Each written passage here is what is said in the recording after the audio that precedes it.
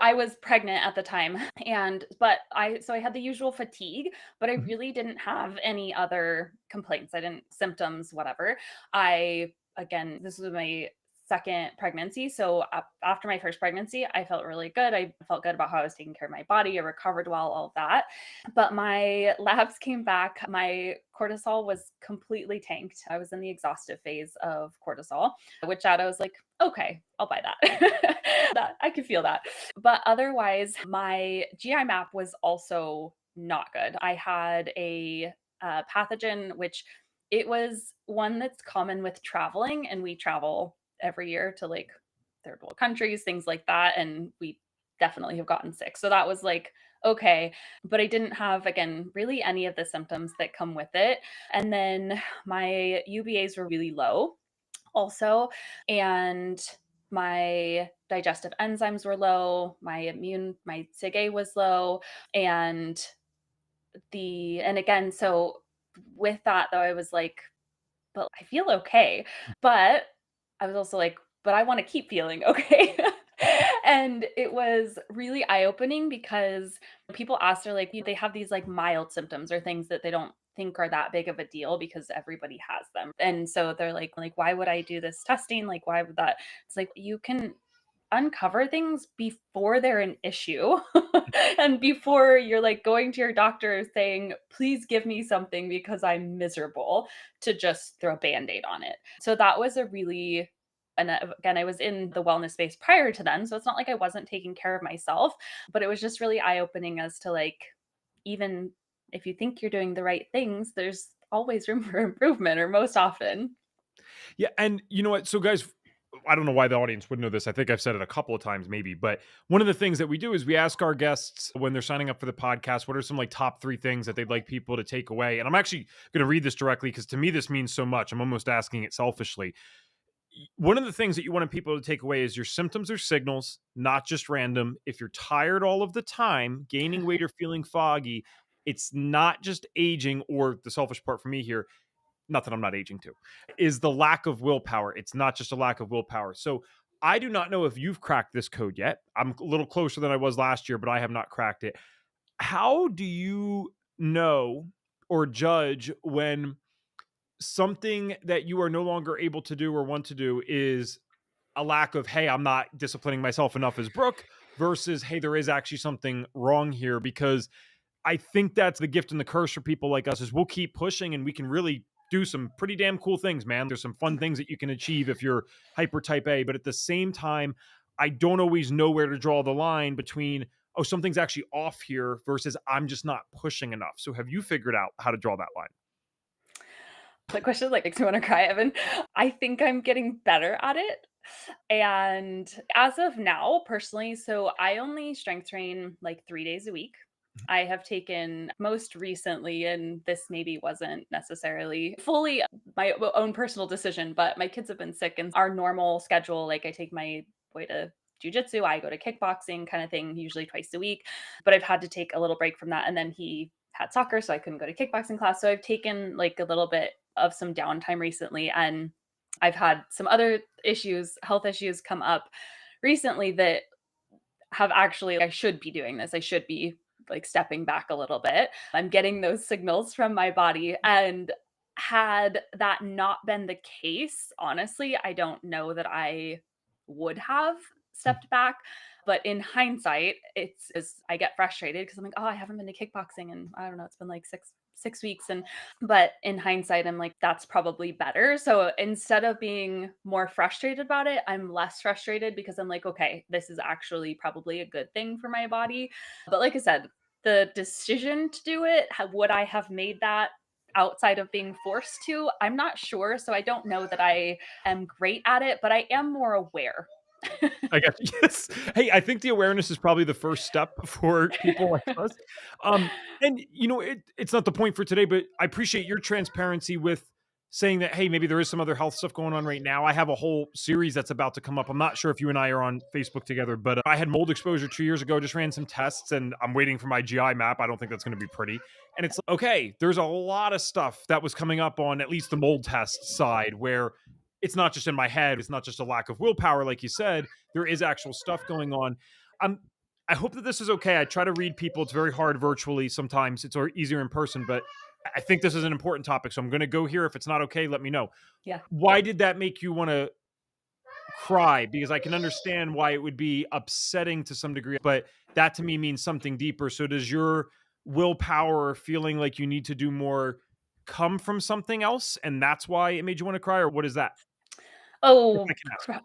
Yeah. So this is something that actually I'm not happy to talk about it, but I Mhm. do think it's important. So much of the like people like you and apparently, or sorry, me and apparently you, the type A that go, the burnout, the people who end up in burnout, a lot of that, I just talked to somebody else about this, but a lot of it comes from past trauma, like trying to Mhm. prove your worth. And so much of that has an impact on our bodies, on our nervous system, and ultimately on our overall health. But it's such an overlooked piece of wellness and healing. And that's something that I'm trying to get more into and something that I'm trying to bring to more of our clients because I am recognizing how powerful that can be. And so like I said, the make you cry, it's just like I said, it's frustrating to me in the sense that I need to slow down, but I still have that thought process of I need to be productive, I need to be doing things, I need to go. And that is, like I said, I'm positive rooted in childhood, past traumas, that kind of thing. So that's what that brings up for Okay. me. Yeah. And that's a really good point. I think some of the exhausting or prone to burnout nature of it, there's a better way to say that, is the thoughts you just said. Because there's actually a lot, like, okay, Reed's actually a perfect example of this. Reed Davis, founder for FDN. Reed gets a phenomenal amount done in the day, but he does this in his, and he'll say this, like a type B type of way, right? He's very chill while he's doing all these tasks, but the dude wakes up at 4 in the morning, starts his work, and he goes for 8 hours straight, then works in his huge garden in his yard. And the guy's in his 70s now. And but he has a calmness about him where, and correct me if this is not you because you seem calm on the podcast today, but maybe this is not always reflective in your normal life. I find that people that describe what you and I are describing, there's an intensity about everything that we're doing. So it's not even just the amount of tasks that we're engaging in, it's the rushed nature of it, the intense nature of it. Like everything is super high energy. Do you find that's true where your mind's going a lot while you're also physically going a lot?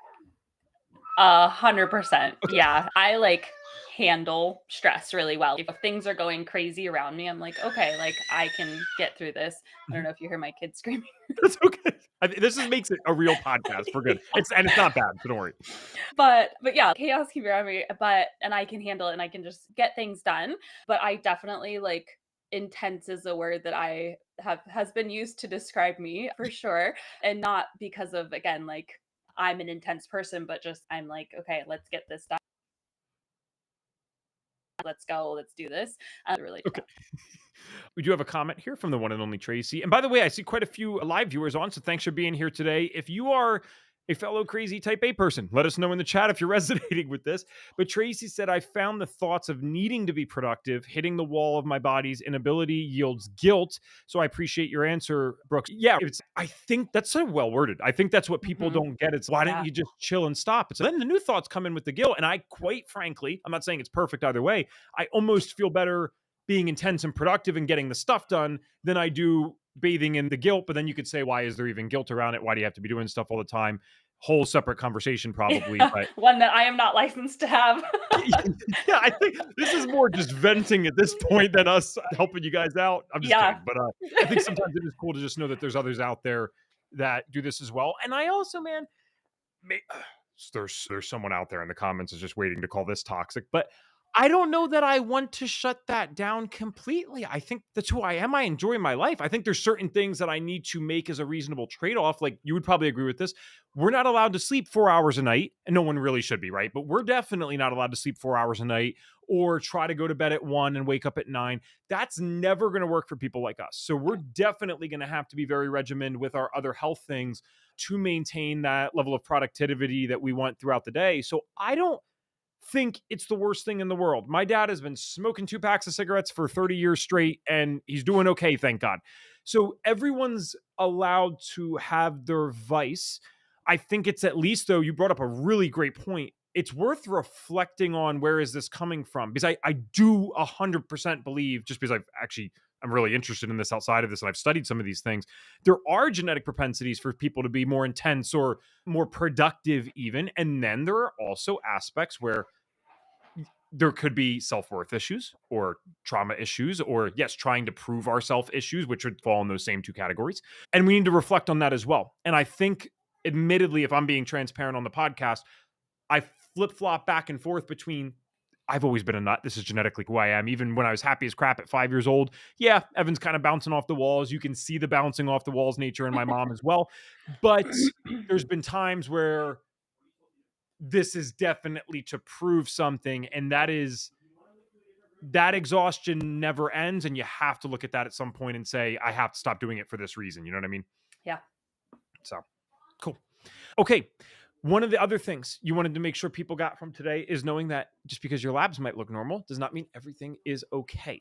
One of the things that we find as FDNs, whether this is good or bad, I'm not sure, but even if someone came to us that truly had no symptoms, not even like the fatigue and weight gain, they really feel 100% great. Usually we can find something to proactively work on as FDNs. So usually when people say when the labs look normal, they mean things like blood work. So I have to ask, I don't think we talked about that today. Did you get any blood work or other tests ran when you weren't feeling so great that otherwise showed that you were normal?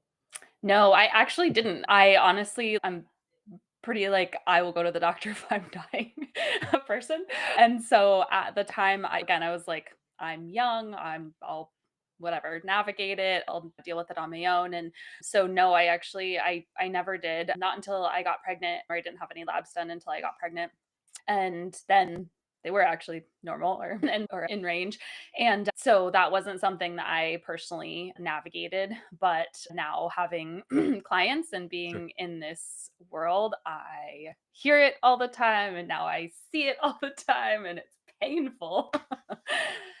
Who I'd love to dive into that. So who is the main clientele that you attract? Is it other people like yourself or who do you like to focus on working with?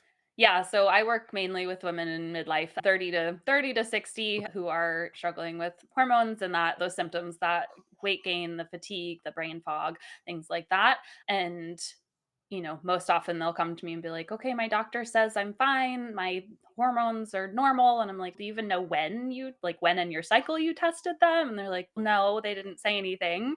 And we do blood work analysis, and so I'll take whatever their doctors had done and look at it. Not only is it usually incomplete as this is okay, the most basic of basic that you could do, but we'll work with it. But even with that, most often we find ranges that they're normal, but they're not optimal. And there are patterns that correlate to issues that we can support better.